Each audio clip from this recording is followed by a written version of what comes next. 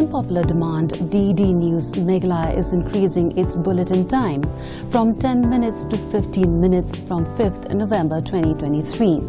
The viewers can watch our Khasi bulletins from 6:30 p.m. to 6:45 p.m. and English bulletin from 7 p.m. to 7:15 p.m. You can also watch our bulletins live on DD News Meghalaya YouTube channel. So stay tuned to DD Meghalaya for authentic and credible news of our state.